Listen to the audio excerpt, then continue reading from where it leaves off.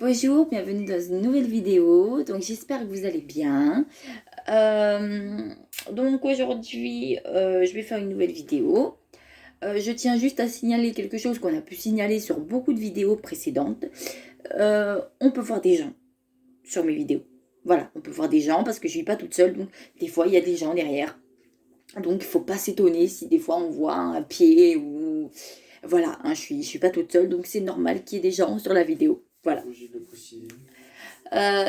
Du coup, aujourd'hui, je vais vous raconter une nouvelle histoire que je suis tombée il n'y a pas très longtemps. De toute façon, toutes les histoires dont je vous parle en général, elles sont récentes, hein, voilà.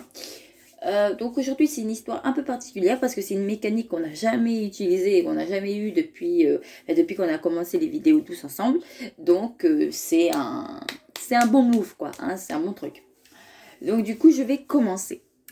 L'histoire que je vais vous raconter aujourd'hui, c'est l'histoire de Carla. Carla est une jeune fille qui est qui est, on va dire, assez âgée, hein. Elle a la trentaine d'années et elle a une petite sœur qui, elle, a 20 ans. Donc, elle a 10 ans de moins et qui, elle, est très fêtarde, hein, et elle s'appelle Liana. Voilà, Liana à 20 ans, elle est un peu, voilà, hein, à cet âge-là, on est tous un petit peu, voilà, on pense qu'à faire la fête, qu'à s'amuser, on kiffe la vie, hein, et on a raison. Mais il y a des limites. Et on va dire que Liana, quand elle fait la fête, elle se contrôle pas trop, et en général, elle a tendance à être complètement stone et pompette quand elle sort des boîtes de nuit, parce qu'elle sait pas se gérer au niveau de l'alcool. Donc du coup, sa sœur qui s'inquiète pour elle préfère en général la ramener en voiture parce qu'elle n'a pas envie qu'il lui arrive quelque chose. Donc du coup, ce soir-là, elle va chercher sa sœur à 2 heures du matin, hein. Elle va la chercher à 2 heures du matin à la boîte de nuit et donc du coup, elle roule pour rentrer chez elle et il y a une femme qui est sur le bord de la route et qui fait le signe comme ça. Donc le signe stop pour qu'il s'arrête. Donc, Carla, qui est une jeune fille très gentille et très serviable, s'arrête et demande à cette autostoppeuse où elle veut aller. Cette autostoppeuse lui dit qu'elle veut aller dans le centre-ville parce que sa maison se trouve là-bas et que ici, elle est dans les alentours de la boîte de nuit et la boîte de nuit se trouve vraiment à côté d'un terrain vague, donc il n'y a pas grand-chose à côté. Donc du coup, elle demande à Carla si elle peut la ramener au centre-ville. Donc Carla lui dit que c'est pas sur son chemin, enfin que elles habitent pas au centre-ville, elles habitent sur une petite banlieue qui est pas très loin du centre-ville, mais elles passent par le centre-ville, donc elle accepte de prendre la femme qui en stop, comme ça, quand elle va s'arrêter, comme ça, elle s'arrêtera dans le centre-ville le temps pour que la femme s'arrête, quoi. Et donc, du coup, la jeune femme monte et puis elle roule. Et au fur et à mesure du temps qu'elle roule, elle va trouver que le comportement de la jeune fille est très bizarre. Parce que, bon, la jeune fille ne parle pas. Elle parle pas, elle dit rien, elle est vraiment derrière dans le truc. Donc au début, Carla, ça l'inquiète pas trop. Elle se dit que bon, elle est peut-être un peu timide, elle n'ose pas parler, ça arrive, donc elle s'inquiète pas plus que ça du fait que la femme ne parle pas. Deuxième truc qui l'inquiète, c'est que la jeune femme est maquillée d'une façon un peu bizarre, hein, elle est un peu dans le style gothique, quoi, les cheveux noirs, les lèvres noires, les yeux, tout le tour des yeux noirs, habillée tout en noir, enfin voilà, c'est vraiment la gothique de chez gothique. Mais bon, après, chacun ses goûts, hein, on ne juge pas. Et puis, voilà, elle trouve que la jeune fille, elle est bizarre. Et la jeune fille a tendance à lancer des regards un peu inquiétants. Donc, ça, elle est pas à l'aise, hein, elle n'est pas à l'aise du tout. Après, sa sœur, Carla, elle est complètement saoule, donc elle dort. Donc, elle sait même pas qu'il y a quelqu'un derrière, hein, c'est vraiment... elle n'est pas du tout elle n'est pas du tout consciente de ce qui se passe vu qu'elle dort, hein, c'est normal, quand on dort, on n'est pas conscient de ce qui se passe autour de nous. Et donc, du coup, elle continue à conduire. Et puis, un moment, la jeune fille lui dit, écoutez, du coup, j'ai soif, j'ai marché pendant longtemps. Est-ce qu'il n'y aurait pas une station-service où on pourrait s'arrêter pour que j'achète de l'eau? Donc du coup, bon bah Carla, toujours pas de... Elle lui dit bon bah ok, y a pas de souci, on s'arrête, machin. Et donc du coup, ils finissent par s'arrêter à une station essence qui est juste à côté, hein, ils s'arrêtent et donc du coup Carla laisse sortir la jeune femme pour que elle lui achète de l'eau. Mais ce qui est trop bizarre, c'est que la jeune femme aussi ne s'est pas présentée. Elle s'est pas présentée, elle n'a pas dit comment elle s'appelait, elle a juste dit qu'elle voulait aller dans le centre-ville, mais elle a rien dit de plus. Et donc du coup, elle attend.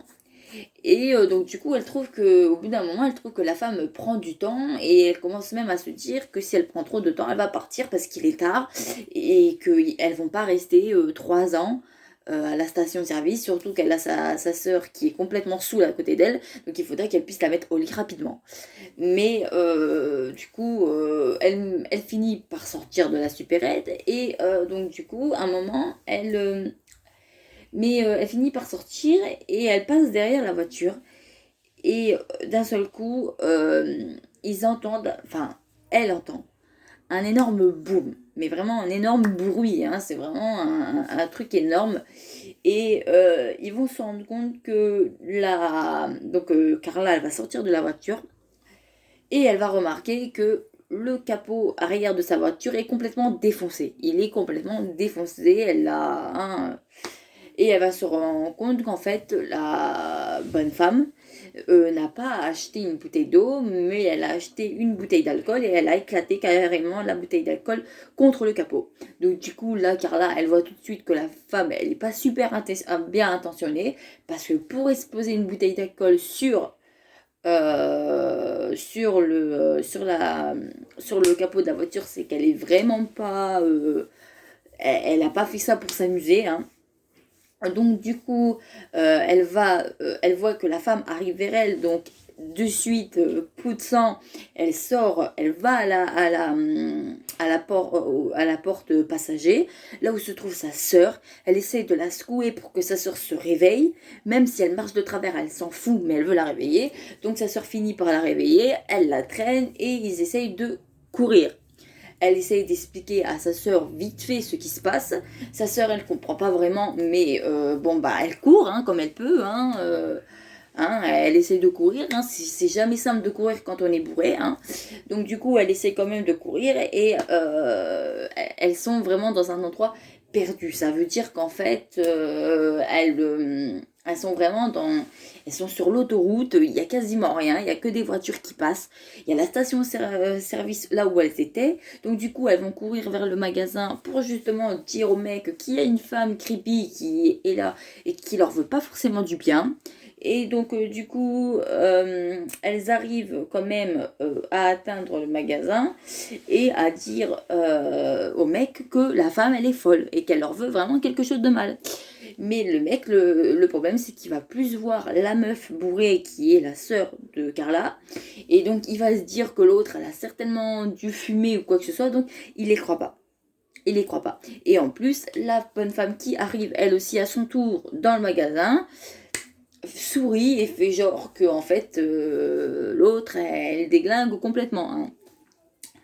Donc, du coup, elle arrive à avoir le téléphone et elle appelle sa mère en lui disant qu'ils sont un peu en danger et que est-ce que c'est possible qu'elle puisse venir la chercher le plus vite possible, elle et sa sœur. Donc sa mère lui dit qu'elle est encore au travail, que en fait elle travaille en service de nuit en tant qu'infirmière, donc elle n'est pas forcément toujours là. Hein. Donc du coup elle lui dit que pour l'instant elle n'a pas terminé son service, mais qu'elle va essayer de terminer le plus tôt possible. Donc du coup Carla ne veut pas déranger sa mère, elle va essayer de se démerder toute seule. Donc du coup, elle doit tenir au moins jusqu'à 5h du matin, car le service de nuit de sa mère termine en général à 5h du matin. Et si elle arrive à terminer plus tôt, elle pourrait terminer dans les alentours de 4h. Donc il leur reste encore 2 heures pour essayer de se démerder, quoi. Donc du coup, elles sortent de la station-service. Et donc du coup, elles vont essayer de refaire démarrer leur bagnole. Qui ne démarre pas, malheureusement, hein, qui démarre pas. Et donc, du coup, la bonne femme se ramène et elle est du côté où se trouve Carla. Donc Carla, elle cherche pas à comprendre, elle ouvre la porte comme une malade. Donc la personne se prend la portière de la porte au niveau du ventre, mais cette bonne femme, c'est une vraie cinglée et elle a beaucoup d'adrénaline, donc ça lui fait pas grand chose. Ça la fait reculer, mais elle revient aussitôt. Et donc du coup là, franchement, chapeau, elle lui a donné un énorme coup de pied dans l'entrejambe. Elle est sortie et elle a sorti sa sœur et elle s'est barrée en courant. Elles sont sur l'autoroute, elles courent, hein. Elles savent pas où elles vont, car là, elle est complètement paniquée parce qu'elle ne sait pas du tout où elle va. Et tout ce qu'elle sait, c'est qu'il faut qu'elle court, parce que derrière, il y a la bonne femme qui continue à les poursuivre. Donc, il faut vraiment qu'elle court pour trouver une solution. Et donc, du coup, elles finissent par... Et donc, par chance, hein, donc c'est vraiment la chose qui leur a sauvé la vie. Il y a un ami de sa mère qui passait à ce moment-là et qui s'est arrêté sur le bas de côté de la route en leur disant: qu'est-ce qui vous arrive, montez. Donc du coup, Carla monte avec sa sœur et donc elle explique en gros à son ami l'ami de sa mère, ce qui lui est arrivé. Donc du coup, elle n'est pas blessée, hein. Sa sœur non plus n'est pas blessée, mais elle a eu la peur bleue de sa vie. Et donc du coup, l'ami les amène à l'hôpital. Donc du coup, elles rejoignent leur mère à l'hôpital. Et donc du coup, bon bah de là, l'histoire s'est bien terminée, hein. Elles sont revenues chez elles. La petite sœur a pu se remettre de sa cuite de la veille au soir avec aucun souvenir. Voilà, elle se rappelle mais pas du tout de ce qui s'est passé, hein. Elle s'en rappelle mais pas du tout. Par contre, Carla, elle s'en rappelle bien, ça l'a marqué, et d'ailleurs, elle le dit qu'elle ne prendra plus jamais aucun autostoppeur, parce que c'est plus si c'est pour que ça se termine comme ça s'est terminé là, il en est hors de question. Voilà. Et franchement, on la comprend, hein. Voilà. Donc, du coup, voilà, ça s'est bien terminé. Et donc, du coup, elles vont quand même porter plainte à la police parce qu'elles ne peuvent pas laisser passer ça. Et donc, une semaine après, la police vont faire leur retour, va envoyer un courrier à Carla pour lui expliquer comme quoi, en fait, cette femme, c'était une folle. C'était une folle furieuse. C'était une femme qui avait été traitée pour de la schizophrénie. Elle avait été traitée pour de la schizophrénie, mais d'un état grave, quoi. Et donc, du coup, oui, c'est une règle, hein. Et donc, du coup, elle avait été traitée pour de la schizophrénie à stade terminal, hein, donc c'est vraiment le stade 1. Donc, du coup, mais elle avait été traitée, elle était dans un hôpital psychiatrique et elle s'est enfuie. Voilà, elle a trouvé un moyen de s'enfuir et donc du coup elle était en liberté et la police la recherchait. Et une semaine après l'accident qui est arrivé à Carla, ils ont fini par lui mettre la main dessus et cette fois-ci à l'incarcérer carrément, hein, voilà. Donc du coup voilà, c'est la fin de cette histoire. J'espère que ça vous a plu. Donc comme je vous avais dit au début de la vidéo, c'est une mécanique qu'on n'a jamais fait, hein. Donc c'est pour ça que je voulais vous la raconter, parce que c'est quelque chose qu'on n'a jamais fait. Donc du coup, j'espère que ça vous a plu et je vous souhaite une très bonne soirée. Et bien évidemment, portez-vous bien et à très bientôt pour une prochaine vidéo. Au revoir.